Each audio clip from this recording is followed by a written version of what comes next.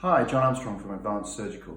I'm making a video today on some of your dietary choices after successful bariatric surgery. This can be a very confusing subject for patients. There's a lot of information out there, and there's also a lot of fad diets that many patients feel they need to be on even after they've had successful surgery. The fad diets would include the paleo diet and the ketogenic diet, Atkins, that's just to name a few. I've actually written a blog about why I think it's not necessary to have a fad diet. I think what you really need after surgery is a balanced diet. There are really three foodstuffs that you really need to be aware of after surgery. And it comes down to protein, carbohydrate and fats. And we need all of them. We even need fats, and many people try to avoid fatty foods, but it's an essential part of your nutrition. I thought just to make it a bit easier, I might go through some of the things in my fridge.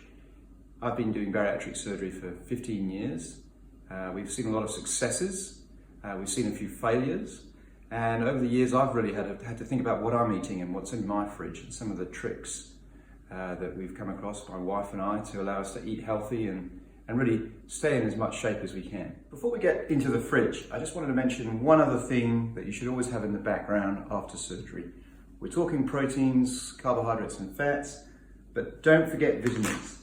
There are many vitamins out there. Personally, I think the whole industry is a bit of a rip-off. You go into a chemist now, there's hundreds of choices. We use chewable multivitamins in the first few months. Some of them taste awful. This particular brand, BN Chews, seem to work quite well for many patients. Usually after 2 months, most patients will be on multivitamins in an oral tablet form. So just remember, you're going to need multivitamin supplementation for 5 years. We know also that many patients, certainly early on, find it difficult to get enough protein in, and there are various forms of protein to add to food. One of the simplest formula is a protein powder that's made of whey, and it really is provides 88 grams per 100 of pure protein, and it doesn't taste too bad, especially in smoothies. So certainly early on you might need to supplement a bit. You're always going to need to supplement with multivitamins. So let's have a look inside our fridge. I've tried to separate some of the things in the fridge here into the various food groups. Protein, essential after weight loss surgery. We know that most patients are going to need about 1 gram per kilogram of their body weight per day. And early on, first 6 weeks, may not be possible to have so much solid food, but certainly by 8 weeks, most people are eating fairly well. And protein-wise, fatty foods are not going to sit very well. Many patients will be able to have steak, obviously excellent source of protein, but they'll probably find they need good cuts, perhaps expensive cuts, not small amounts, probably about 100, 150 grams maximum, and they'll probably also find they'll need their steaks cooked medium rare, and certainly on the rare to start with, because if it's too chewy, it just won't go down. Chicken, excellent source of protein. We've got free-range chicken here, a bit more expensive, probably less hormones, probably better quality muscle to be eating. We've got some premium leg ham. I'm not a super big fan of processed meats. We don't have a lot of ham in the house, but it is good as a source of protein in sandwiches particularly. Another excellent source of protein and also fats is the fatty fish. So we're talking salmon and mackerel, obviously eggs, easy for breakfast, easy to cook with, lots of protein, some carbohydrates and some fats. Now we're talking carbohydrates, and personally I'm a big fan of full cream milk. I don't think it's necessary to have skim milk. I think there's often more sugar in skimmed milk.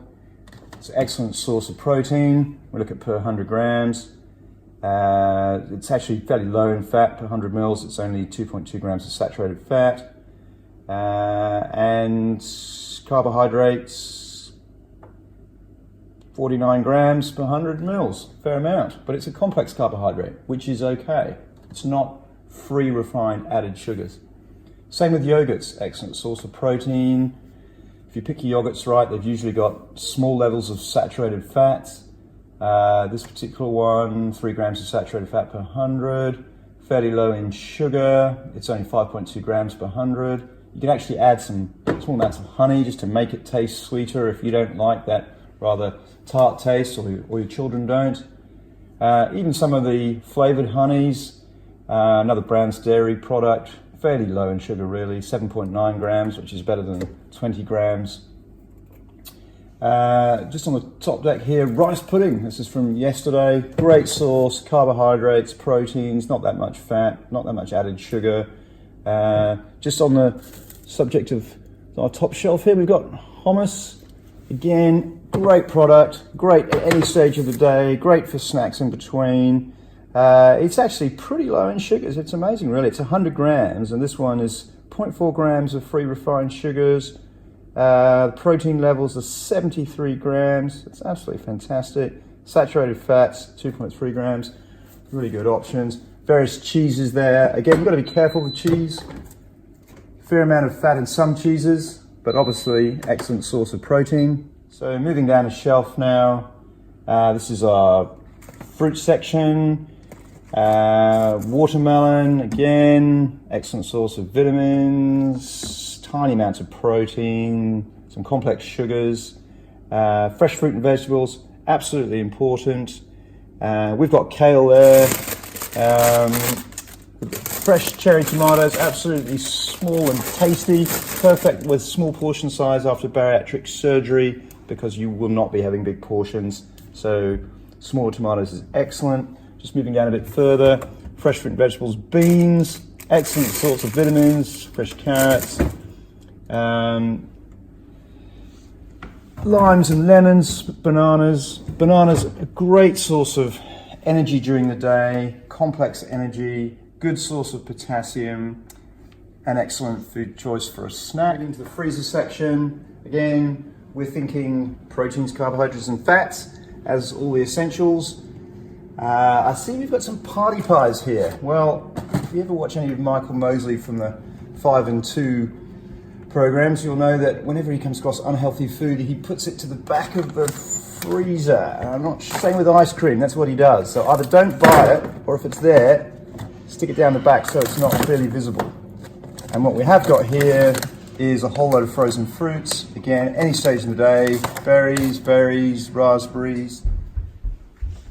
Now, if you're into paleo or keto, you wouldn't be a big fan of all the cereals here.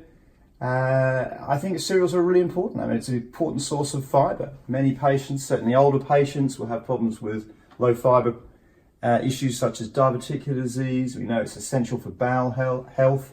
But when you're picking your cereals, just be really careful. I mean, there are some slightly sugary cereals here, up to 23 grams per 100,